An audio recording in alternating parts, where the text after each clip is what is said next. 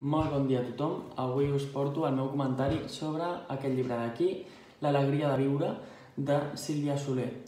Un llibre que m'he llegit superràpid perquè té 150 pàgines i que m'ha agradat molt, ja que no diu res i a la vegada ho diu tot.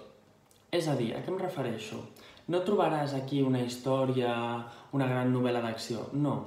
Simplement són com petits quadres quotidians que et podrien recordar el costumbrisme. És a dir, són coses del dia a dia que t'expliquen què és l'alegria de viure. És a dir, tot el que fa feliç a l'autora, des d'un punt de vista autobiogràfic, pensant en els seus gustos, en les seves vivències, en l'experiència i sobretot tot explicat i narrat de manera breu, consistent i amb molt de sentiment.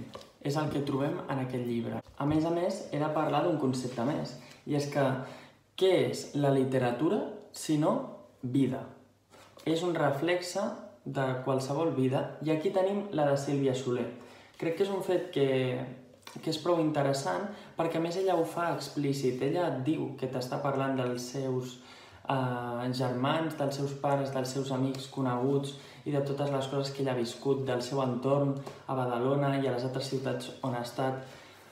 Molt maco. La veritat és que mai havia llegit res d'aquesta autora, però que sens dubte continuaré buscant altres novel·les d'ella, que sé que en té, perquè utilitza el vocabulari precís per expressar-te el que toca i, a més, d'una manera molt correcta.